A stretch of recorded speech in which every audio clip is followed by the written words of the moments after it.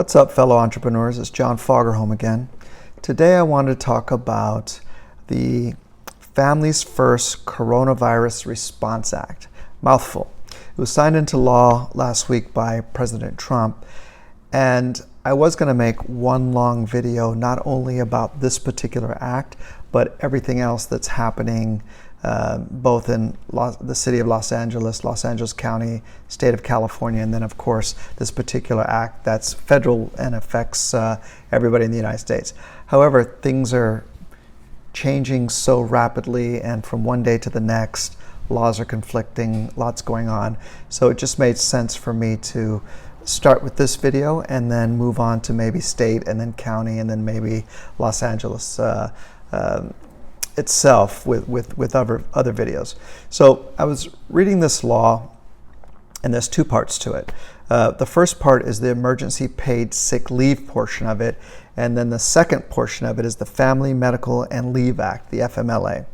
So those two in themselves have nuances that would make it too long for this video. So I think I'm going to talk about the emergency paid sick leave in this video, and then tomorrow I'll talk about the the FMLA portion of this act. All right, so in gist, this new law is in response to the effects on employees from the global pandemic that is COVID-19. And basically what this law does is it gives every employee, both full-time and part-time, an additional 80 hours of sick pay on top of whatever your jurisdiction requires of you anyway. Now, this law only affects employers that have 500 or fewer employees. That's right. Fewer, not more, fewer. So I don't know why that is. I'm sure at some point there'll be some guidance letting us know why they chose 500 or fewer instead of everybody, but that's what we're working with. All right, so this law comes into effect April 1st, 2020, and it goes to December 31st, 2020, unless further extended. The DOL, Department of Labor, has indicated that it'll start enforcement April 17th unless some employer before that is not acting reasonably. So even though this covers all employees, there are very specific reasons for them to use this additional 80 hours. And so I've made some notes here, so let me take a look at it and read it off to you. So an employee can take this emergency sick leave if one, the employee is subject to a federal, state, or local quarantine or isolation order related to COVID-19. Two, the employee has been advised by a healthcare provider to self-quarantine due to concerns related to COVID-19.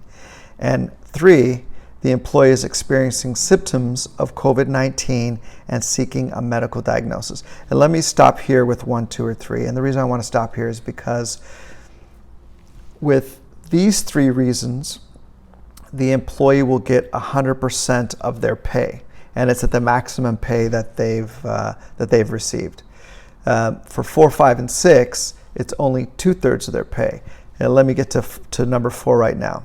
So number 4, the employee is caring for an individual who, 1, is subject to a federal, state, or local quarantine or isolation order, or 2, has been advised by a healthcare provider to self-quarantine due to concerns related to COVID-19. 5, the employee is caring for a son or daughter if the school or place of care has been closed or the child care provider is unavailable to COVID-19 precautions.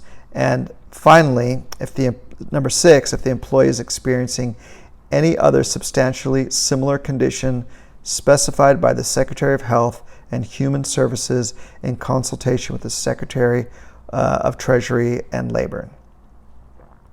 All right, so those are the 6 reasons that they can they can use the 80 additional hours on top of what your jurisdiction already requires. So it's going to be a lot of stress, a lot of pressure for already struggling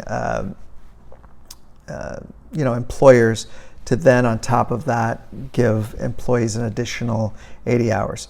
So there is some relief. I think there's grants and loans and things that employers can apply for. Now, those I'll have to cover in other videos. But the one thing I want to make sure that everybody understands is that it seems like things are changing on a daily. And so even though this is the federal rule, state and local rules are coming down what seems like daily, and some of them I think conflict with what the feds are saying. Some of them are a stricter standard. So don't just rely on this video and think that you've got this covered. I urge you to reach out to your attorney and make sure that you've got the most up-to-date information, because as of tomorrow, this may not even be the most up-to-date information. All right, fellow entrepreneurs, hang in there. I know it's a tough time, but we'll get through this together. Talk to you soon.